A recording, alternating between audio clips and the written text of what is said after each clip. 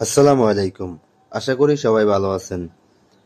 আপনারা যারা মনে করতেছেন যে কিছু একটা করবেন কিংবা ফার্মিং এর দিকে এগোবেন, চিন্তা করতেছেন যে কি দিয়ে শুরু করবেন, কিছু খুঁজে পাচ্ছেন না, আপনি যদি বাসায় থেকে থাকেন তাহলে আমি আপনাদেরকে একটা সাজেস্ট করতে পারি। আপনার যদি ভালো লেগে থাকে অবশ্যই আপনি এটা ছোট পরিসরে ট্রাই করে দেখতে পারেন যদি আপনার হাতে সময় থেকে থাকে।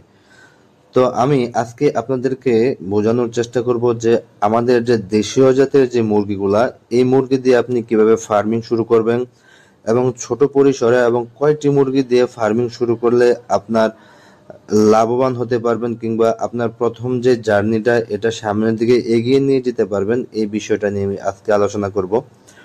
তো আমাদের যে দেশীয় জাতের যে মোরগগুলো আছে এগুলার হচ্ছে আমাদের দেশের যেই ওয়েদার, এই ওয়েদারে টিকে থাকতে কিন্তু তেমন কোনো সমস্যা হয় না।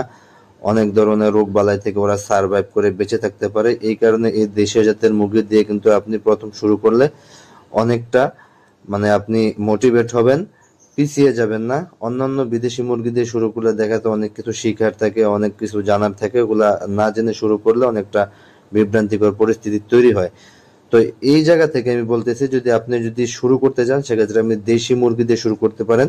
তো এখন বিষয় হচ্ছে আপনি কয়টা মুরগি দিয়ে শুরু করবেন। আপনি প্রথম অবস্থায় 10টা মুরগি দিয়ে শুরু করতে পারেন। 10টা মুরগি তো একসাথে যদি আপনি দেন, এর সাথে একটা মোরগ দিতে হবে। আর যদি মনে করেন যে না আপনি 10টাই দিবেন তাহলে 9টা মুরগি আর হচ্ছে একটা মোরগ দিয়ে আপনি শুরু করতে পারেন। এখন এটা আপনি উন্মুক্ত ভাবে ছেড়েও লালন পালন করতে পারেন, আবার খাঁচায় বন্দি করে লালন পালন করতে পারেন। তো আমি সাজেস্ট করব যদি আপনার বাসায় যদি অতিরিক্ত জায়গা থাকে, সামনে যদি খোলামেলা জায়গা থাকে, তাহলে আপনি মুরগি ছেড়ে পালন করতে পারেন। এতে করে কোনো দেখা গেছে যে কোনো রিস্ক থাকে না।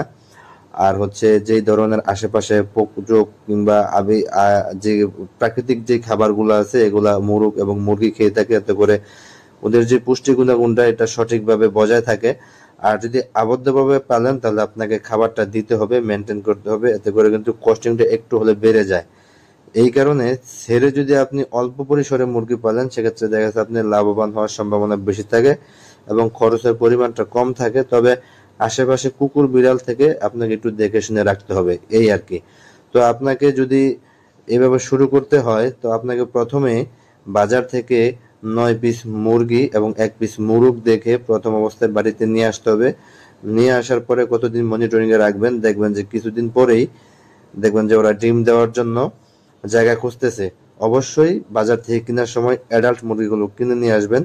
দেখবেন যে কতদিন পর মুরগি ডিম দেওয়ার জন্য জায়গা হচ্ছে, তখন মুরগিকে জায়গা করে দিবেন। দেখবেন যে এই মুরগি সুন্দর মতো ডিম দিতেছে। ডিম দেওয়ার পরে আপনি চাইলে ডিমও বিক্রি করতে পারেন। চাইলে কিছু মুরগি দিয়ে আপনি যদি ব্যবসা বাড়াতে চান কিংবা ফার্মিং বাড়াতে চান, তখন আপনি মুরগি দিয়ে কুজু বসিয়ে কিন্তু আপনি আবার বাচ্চা ফুটিয়ে আবার আপনার এই ফার্মটাকে বড় করতে পারেন, সামনের দিকে এগিয়ে নিয়ে যেতে পারেন। তো পরবর্তী ভিডিওতে আপনাদেরকে এই 10টি মুরগির খাদ্য খরচ কত হয় সেটা নিয়ে আলোচনা করার চেষ্টা করব। ধন্যবাদ।